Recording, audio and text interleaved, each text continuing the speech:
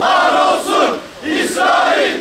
Kahrolsun İsrail! Terörist Amerika! Filistin'den defol! Terörist Amerika! Filistin'den defol! Terörist ABD! İşbirlikçi AB! Vur vur! Hamas vur! İsrail'e vur! Vur vur! Hamas vur!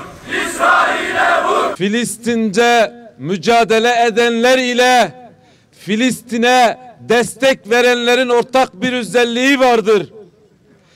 Filistin'de mücadele edenler özgürdürler, hürdürler ve Filistin'e destek verenler de aynı şekilde özgürdürler, hürdürler.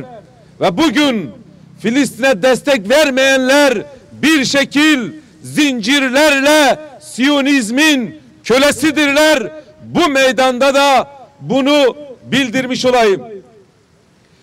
Kıymetli kardeşlerim, evet şu an burada yağmur yağdığı gibi şu an Gazze'de de yağmur yağıyor.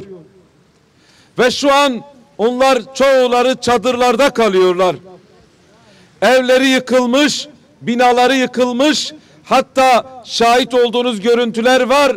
Ellerindeki cenazeleri belki suyun içerisinde, nehir gibi akan suyun içerisinde defin için götürüyorlar ve nitekim bazıları cenazelerini defnedecek ortam bile bulamıyorlar. Hem havadan, hem karadan, hem denizden şu an Gazze'de bir katliam var ve bir soykırım var. Kadın, çocuk, yaşlı denmeden katlediliyor. Şu an hastanelerin doluluk oranı belki 300'ü de geçti. Çocuklar, bebekler katlediliyor ve yaralı olanlar da tedavi edildiğinde ilaç olmadığı için, anestezi ilaç olmadığı için uyuşturulmadan ameliyatlar yapılıyor. Çoğu kadınlar zor şartlarda doğum yapıyor ve büyük hastalıklarla, salgın hastalıklarla karşı karşıya kalmışlar ve bunun mücadelesini veriyorlar. Ve bu bebeklerin, bu kadınların, bu sivillerin katledilişine de sebep olan işte önünde beklediğimiz büyük şeytan, katil ABD'dir. Tekbir! Allahu Ekber! Tekbir! Allahu Ekber! Tekbir! Allahu Ekber!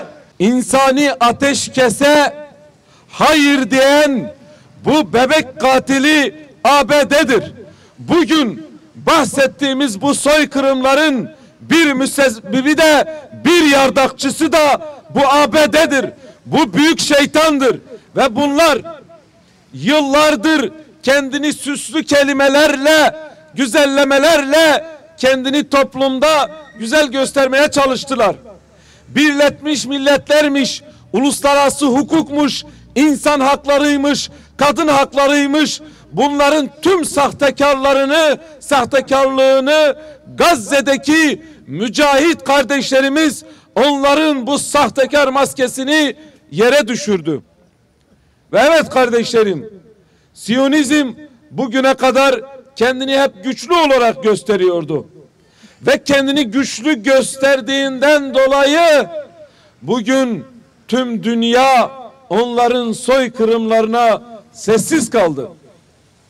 Ancak bunlar aynı şekilde Birleşmiş Milletler'e üye 132 çalışanı da katlettiler. Birleşmiş Milletler'den hiç ses yok. Çünkü bunlar istediğimizi diri bırakırız, istediğimizi öldürürüz diyen, kendilerini soykırımdan geçiren firavunlara özeniyorlar. Ve onların sonları da firavunlar gibi olacak. Ancak bunlar bu şekil firavunlaşmışken ve tüm dünyayı esir almışken, tıpkı Hazreti Musa gibi Firavun'un sarayından çıkıp bugün de zamanın Musa'sı Ebu Ubeyde çıktı. Ya zafer ya şehadet. Ya zafer Ekber! Ya zafer ya şehadet diyerek Siyonizmin putunu yerle yeksan eyledi. Ve bugün artık ABD de şunu net bilsin ki hiçbir yerde ona rahat olmayacaktır. Hiçbir yerde güvende olmayacaktır. O vicdanlara mahkum olacak. Tarih karşısında hiçbir şekilde hesap veremeyecektir. İlahi ya Rabbi oradaki kardeşlerimize merhamet eyle. Amin. Ve yeryüzünün her tarafında bulunan mazlum mustazaf kardeşlerimizi bir an önce kurtuluşa, sevince boya ya Rabbi. Amin. İlahi ya Rabbi bizlere kardeşlik ruhu, birlik beraberlik ruhu nasip eyle. Amin. Aramızdaki tefrikaları kaldır Allah'ım.